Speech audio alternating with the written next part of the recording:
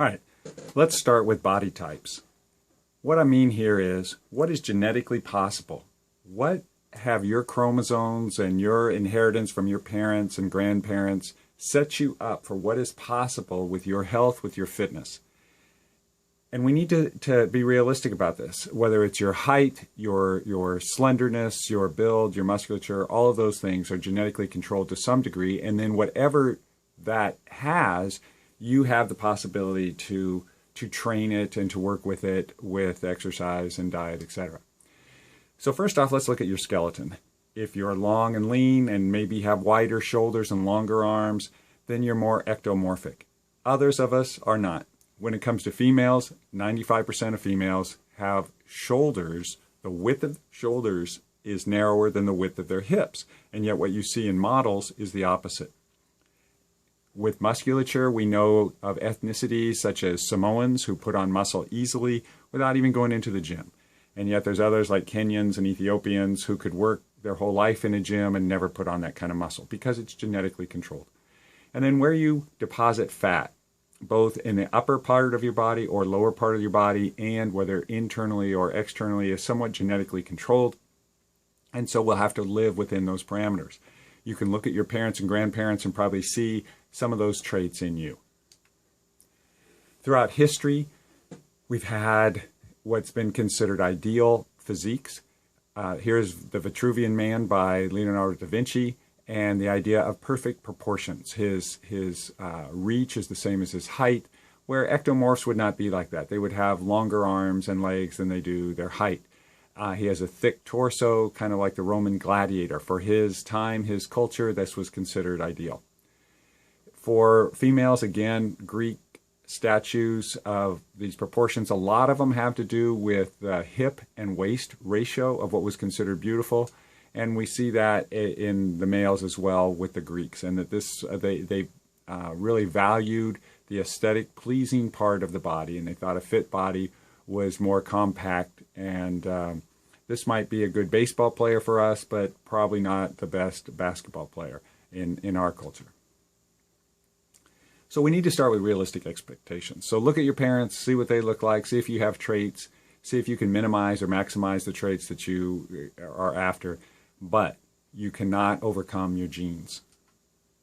This is Elle Macpherson, and a supermodel, but she has wider shoulders than she does hips. That's very unusual for a woman. Here's Dara Torres, similarly, great Olympian, but also a model.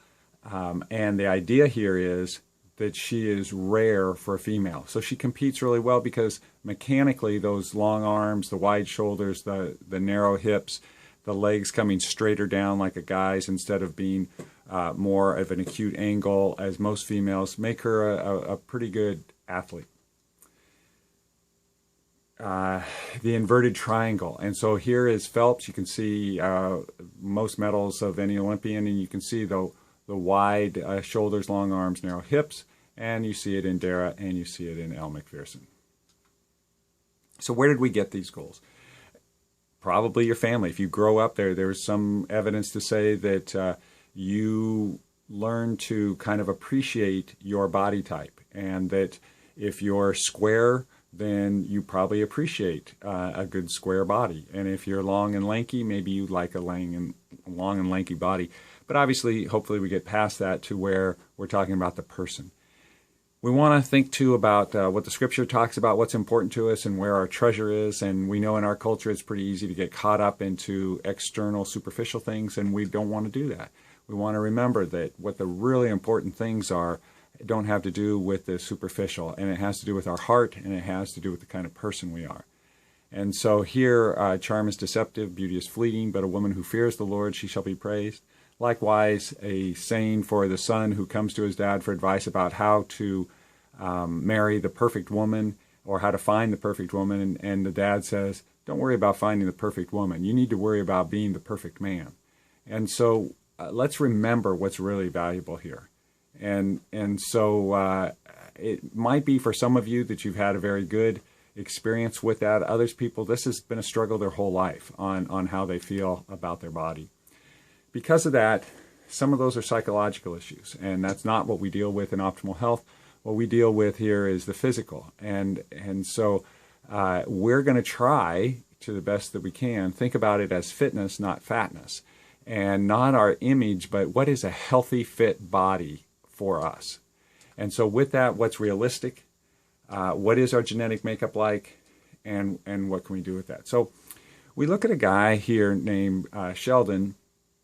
He was a psychologist, and he was looking at body types, and that's what we're going to look at. But I need to make you aware that there's other ways to categorize these, but these are pretty common, and you'll see that. So first we have the ectomorph, mesomorph, and endomorphs. And what that means is he went through this, he gave a rating, a 3-number rating to these types. And so these are the types, and what we have here is the long ectomorphic type body, we have the more square muscular body, and we have the rounder body. And what he's done here with this is he gives you a number. Most people aren't going to be a 711, but you could be. But you're going to be more likely a 5, a 3, and a 1, or something like that. And so this is what it looks like. That if you're out on the extreme here or here, that would be a 711, here would be a 171, and here would be a 117. But most of us are somewhat a blend of that in there. If you look at this young man, you go, wow, look at that guy. He's a Marine. He could be on a poster, sturdy, square guy. But what we do with our genetics is also interesting. So at his low time in his life physically, Drew Carey put on a lot of extra weight. So he could be a mesomorph, as you see in his military picture there, square, put on muscle, and kind of a block figure. Or he could move toward the roundness, but he has very little ectomorph, the long lean in him. You can see some other pictures, and now as he hosts The Price is Right, he's slimmed down. And a lot of this had to do with his dad dying at 50 and realizing this is crazy, I need to do something about it. His girlfriend had a young son, and so you start thinking about health instead of just kind of letting things happen to you. You need to take charge sometimes of what's going to be there for you. He learned that eating well was a good thing, and that when he thought that he would reward himself with food, he didn't feel as good. And what I mean by that was cupcakes and too much pizza and those kinds of things. So the most general place to start here is android and gynoid. And android, it means kind of male, and gynoid toward female. But I need to make clear that this is not absolute, that there are females with android bodies and males with gynoid bodies. But if you were going to generalize, this would be what it is, and that the males tend to store extra fat above the waist, and we call that an apple shape. And females tend to store fat below their waist, and this is what we call a pear shape, or gynoid.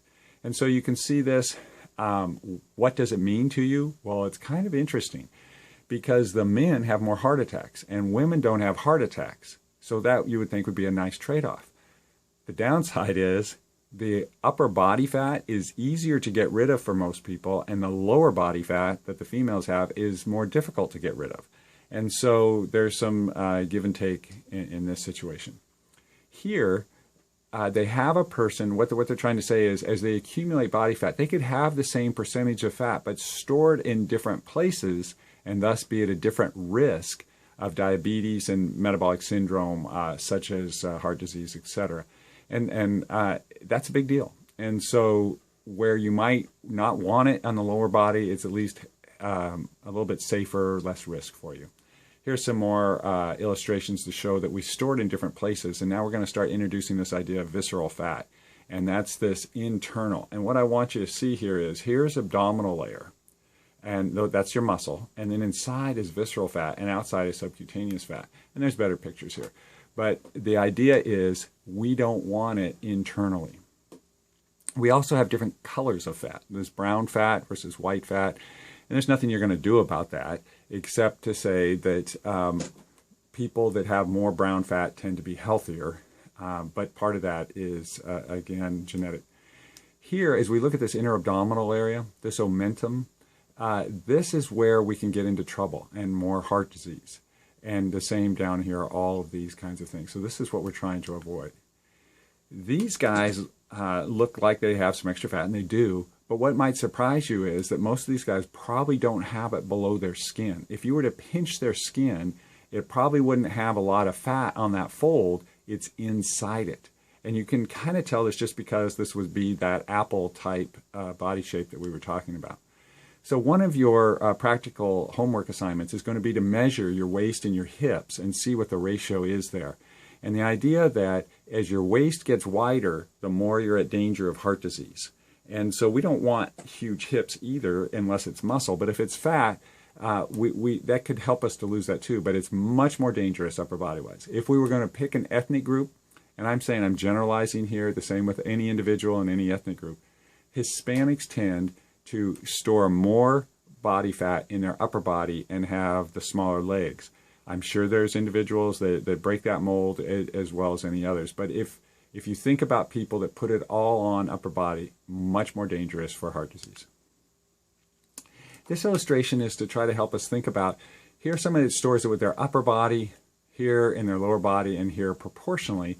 But the point of this is, if they all were lean, you could still tell, and some of this is skeletal. So here this lady has small shoulders, here it's kind of proportional, but it's much closer together in this. And so as they put it on is when it becomes dangerous.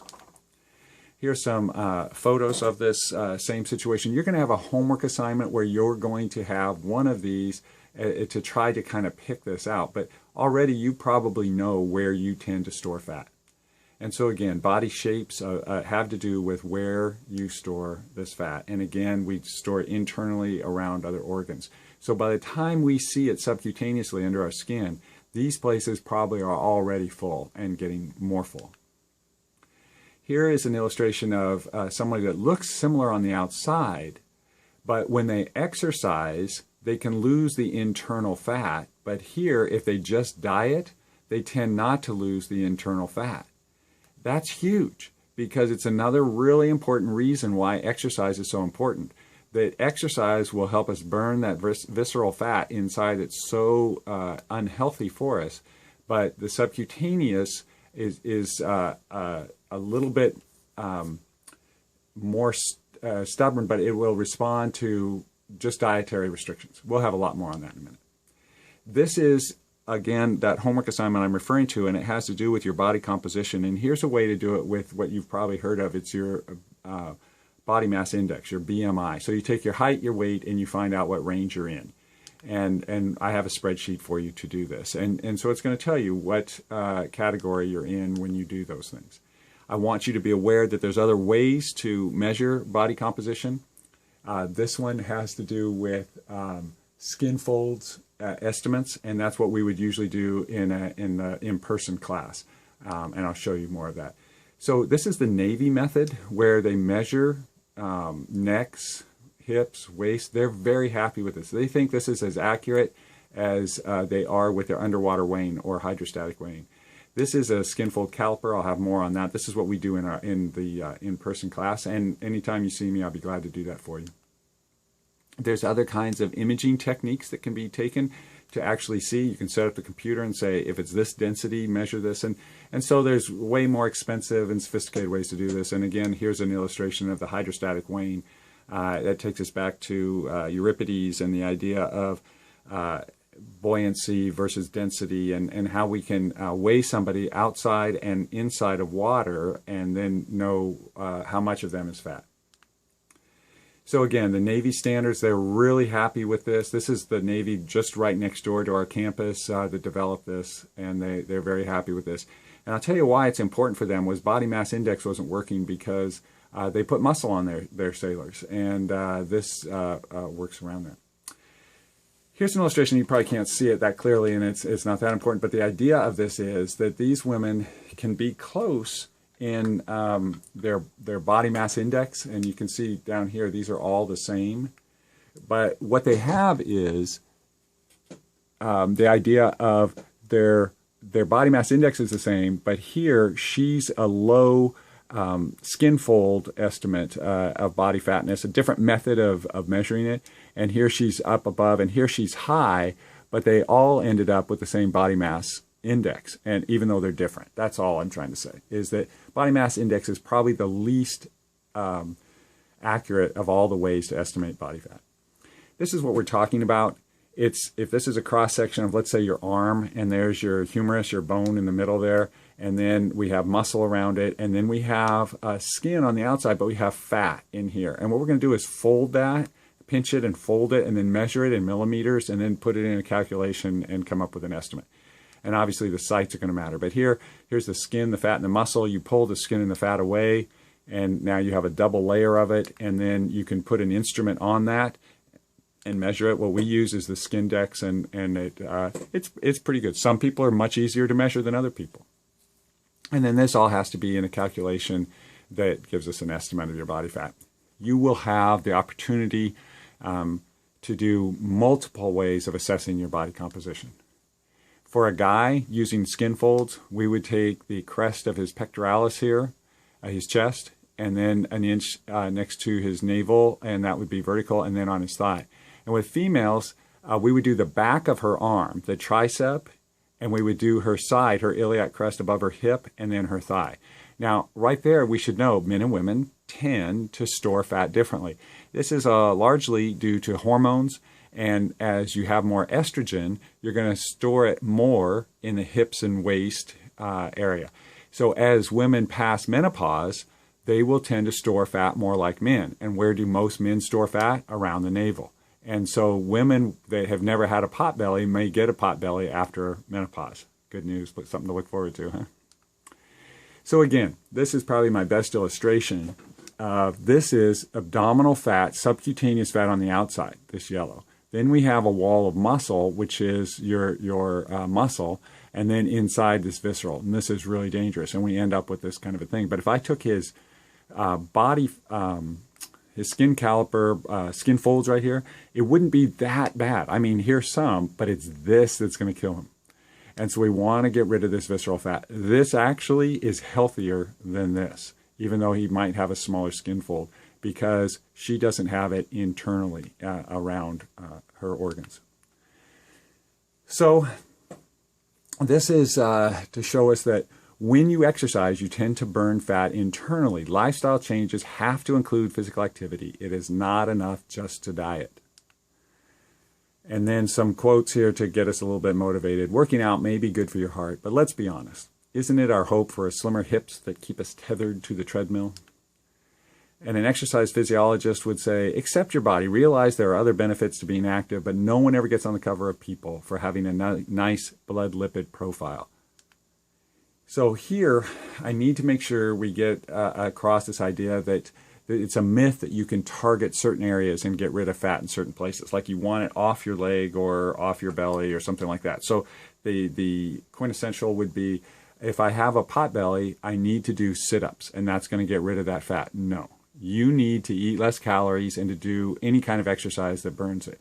You're going to lose fat kind of genetically the same way that you put it on. You'll lose it in the greatest places, but where of concentration, but also where you might not want to. For instance, some women are happy with their face and their chest and would just like to lose it on their hips, but genetically their face is probably going to get thin. They're going to probably lose a little bit in their chest, and they're still losing it in their hips and buttocks, etc. down there. But they're losing it all over. Think of it more after you get your genetics on there, that you're wearing a wetsuit. How thick is that neoprene wetsuit? And it's everywhere on your body, and you can't just get one piece of that to let go. And so it's important to know that you might not be able to just do tricep exercises or arm exercises to lose it on the back of your arm. They did a study, and they exercised just one leg for 12 weeks, and it ended up that the people had the same amount of fat in both. So it's burning these calories. Your body will take it wherever it wants to and kind of even it out. Most women are pairs. I've already mentioned the idea that these are probably there. We know there's some hormonal control in these enzymes that control the release of fat to determine the sites that it's stored and where it's released and in what order. So this is a visual to kind of motivate us that, see, here's subcutaneous fat, but man, look at all the visceral fat as well. And so we all are going to have some subcutaneous, but we don't need to have as much visceral. And this is to warn us that women 20 to 33 were not labeled as obese, even though they should have been, and it was even higher in Hispanic women. So what is possible? Let's look at some of these slides. If you look at this lady, you go, oh, you know, how fat is she? Well, here's where it's always hard, because somebody puts a category, a label on something and says above this is bad and below this is bad. Well, it's even worse in this situation, because what they're saying is they're adding a word, and that word is obesity. So that if you're obese, you're above 30%. Now, you can find some that'll say 32% or something like this. So here's this lady. You can see she probably has a little bit extra fat on her body. But what would you guess is her body fatness, her percentage of body fat? And here it's 30%. And most people in my class usually gasp and go, no way, because this woman would, by some standards, be considered obese. And they're thinking of somebody that can't fit in an airplane seat, not this lady. So I hope this will help you, and I have some of these available for you, as well as this PowerPoint, where you can see, if we look particularly at the abdominal area for most of these slides, that you can see where these percentages start coming in. After a while, you can kind of get a gauge of what that percentage would be. And so now as you start to see abdominals here, you can see that these are in the healthy ranges. So basically, if we can start to see abs, we're there. You don't have to be a bodybuilder and have a six-pack and a washboard abs to be healthy. But down in here, under the 25, in the 20s and stuff, this would be ideal if we can get there. If you know, that might be a goal to start working toward. No one needs to get down here to 15% for health. If there's other reasons like athletic performance, that's fine, but it's not for health. Similarly with men, you see it here as it creeps out to the sides as they get heavier and heavier and heavier. Where for women, anything, you know, 25 and below would be great. For men, especially college men, it should probably be more like 10%. And again, when you start seeing abs, now you start getting into the healthy range. And so you can still have a little bit down there, but this would be a good, healthy place. I'm going to give you this as part of your assignment to try to find in a selection of pictures which one you look like. And it's not always easy. But here you can see this bodybuilding active person is really cut and really lean, and she's probably going to be scary to see in person. This one is at 30% and this one's at 35%. I'm going to give you a situation like this where you can try to determine which one you look like, and then see if it matches up with the Navy's measurements and other ways to measure body composition. Similarly with men, and you can estimate your body fatness and body composition this way. Some people take a before and after picture at the beginning and end of the semester. It's up to you. This young lady similarly entered a class that was specifically for kind of an extreme type of fitness, and she wanted to be as fit as she possibly could. So what would you guess her body fatness is after you see her? You're not going to say, oh, she's obese, or oh, she really is headed to the hospital here. But she's at 26%. If she stays here the rest of her life, she's probably fine. But if she's on the road of creeping obesity, where she's adding a couple pounds every year, this is what we want to avoid. But you can see everywhere from in here that she has a little bit of extra fat, particularly if she was going to be athletic, not just for good health. Just stay there, she's fine, get some exercise. Here's her after picture. She went from 26% down to 17-18%. This is very lean. This is very athletic type. It's the only picture where I've seen the thinner person really looks way sadder than the heavier person, but maybe she's just more serious. So these are options for you, and I hope you think about it. We can discuss it more on the discussion board. We'll talk about this on where you are and what's acceptable for men, for women, and then if you have goals outside of that. And again, I just want to reinforce this, that you're not going to get rid of visceral fat unless you exercise. All right. Exercise is like an addiction. Once you're in it, you feel like your body needs it. And then lastly, you may be disappointed if you fail, but you're doomed if you don't try. So let's all try. Thank you.